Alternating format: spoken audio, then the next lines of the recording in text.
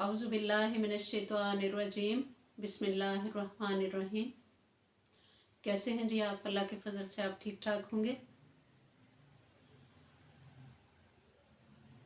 हज़रत जुंदब रज़ी अल्लाह ताला अन्हु फरमाते हैं कि हज़रत जिब्राईल अलैहिस्सलाम कुछ देर के लिए, कुछ अरसा के लिए वही लेकर ना आए तो मुशरिकीन ने यह शोर मचा दिया कि वही का सिलसिला मुनक़ता हो गया है।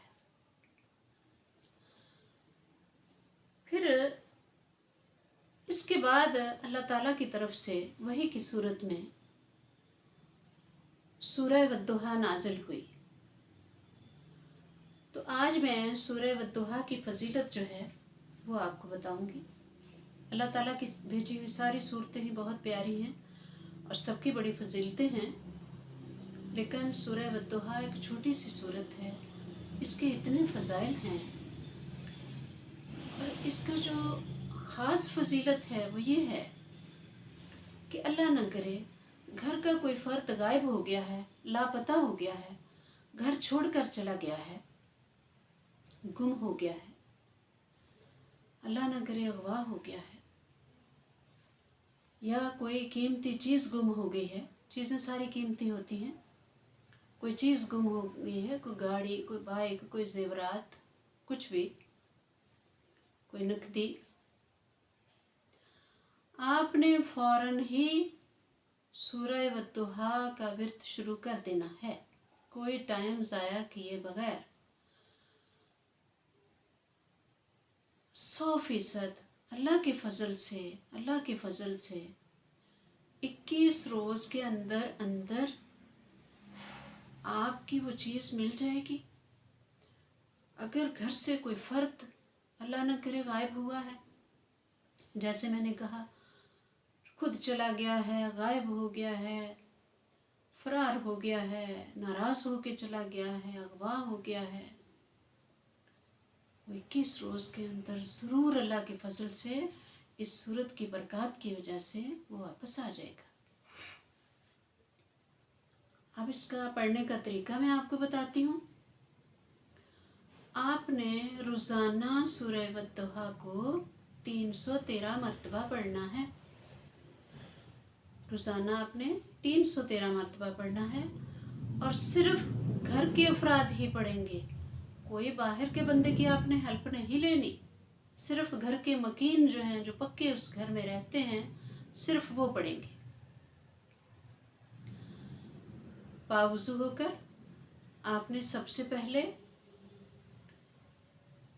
पहले आप दुरूद इब्राहिमी 11 मरतबा पढ़िए, फिर विर्द शुरू कर दीजिए। अकेले भी पढ़ सकते हैं, घर के सारे लोग भी बैठकर पढ़ सकते हैं। 313 मरतबा पढ़ने के बाद फिर आपने 11 मरतबा दुरूद इब्राहिमी पढ़नी है।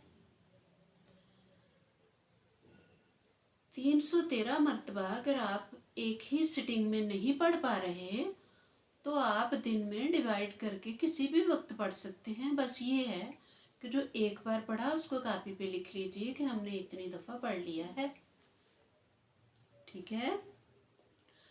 और इसी तरह आपने 21 रोज़ रोज़ाना सूरह वद्दुहा को 313 मरतबा पढ़ना। शुरू में भी 11 मरतबा दुरूद इब्राहिमी और आखिर में भी, और शाम तक आपका 313 बार ये कंप्लीट होना चाहिए। अब ये तो हो गया एक अमल। अब इसके साथ साथ दुरूद इब्राहिम सूरह वद्दुहा का दूसरा अमल भी आपने डेली करना है इसके साथ, वो भी मस्ट है। वो आपने ये करना है कि आपने 5 मरतबा हम नमाज पढ़ते हैं ना, हर नमाज के बाद 1 मरतबा सूरह वद्दुहा को पढ़ना। अब इस सूरत की ख़ास फजीलत ये है कि इसमें वर्ड काफ 9 बार यूज़ हुआ है।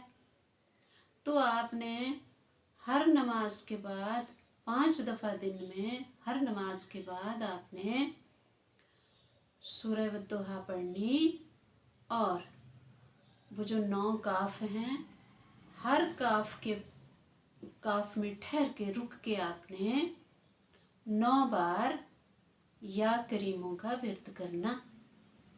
यानी एक नमाज में जब आप करेंगे तो 81 बार हो जाएगा या करीमों का व्रत, और जब आप 5 बार करेंगे तो 405 मरतबा एक दिन का हो जाएगा। और ये आपने 21 रोज करना है। वो जो 313 मरतबा वाला है वो भी और ये भी, ये दोनों आपने रोजाना करने हैं। बावुज़ू होकर, बुराइयों से बच के, सब बुरे काम छोड़ के।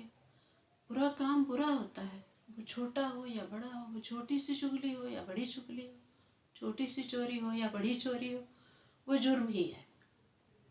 हर बात जुर्म, हर वो काम जुर्म है, गुनाह है, जिससे अल्लाह ने और अल्लाह के रसूल ने मना फरमा दिया।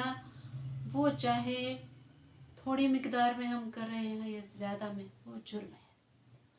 और जब आप अपनी एक इतनी बड़ी तकलीफ़ लेके अल्लाह के आगे गिड़गिड़ा रहे हैं तो फिर तो आपको बहुत ज़्यादा मोहतात रहना चाहिए ना, बहुत ज़्यादा मोहतात। लिहाजा बहुत मोहतात रहिए। बंदा मोहतात हुए बगैर या अल्लाह से डरे बगैर अल्लाह के हुजूर कैसे पेश हो सकता है? हो ही नहीं सकता। डर लगता है कि मैंने तो ये बुरा काम किया, मैंने ये गुनाह किया, मैं अल्लाह के हुजूर कैसे जा सकता हूँ? मुझे तो पटक के वो जाए नमाज के ऊपर से दूर फेंक देगा कि चलो भागो भाई, क्या लेने आए मेरे पास। लिहाजा हमें ये सब माइंड में रख के अल्लाह के आगे गिड़गिड़ाना चाहिए। खैर 21 रोज के अंदर अल्लाह के फजल से आपकी खोई हुई चीज़ भी मिल जाएगी और आपका वो घर का फर्द जो गुम हो गया है या खुद चला गया है अपनी मर्जी से, वो वापस आ जाएगा। ज़रूर ज़रूर ज़रूर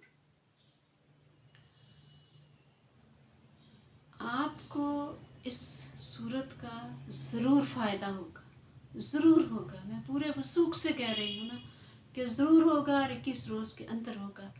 आप ये ज़रूर कीजिए, कोई टाइम ज़ाया किए बगैर, कोई दिन ज़ाया किए बगैर। अगर अल्लाह ना करे आपके साथ कोई हादसा हुआ है जो मैंने बताया शुरू में, आप अभी से शुरू कर लीजिए। अल्लाह पाक आपको अपनी हिफ्ज़ व अमान में रखे। अपनी दुआओं में मुझे भी याद रखा कीजिए और खुश रहिए, खुशियाँ बांटिए, खुद भी सुकून से रहिए और दूसरों को भी रहने दीजिए। अल्लाह पाक आपको अपनी हिफ्ज़ व अमान में रखे, हमेशा खुश रखे और तत्ती हवा ना लगाए। थैंक यू वेरी मच जी, आपने मेरी वीडियो देखी, बड़ी मेहरबानी, शुक्रिया। खुदा हाफिज़।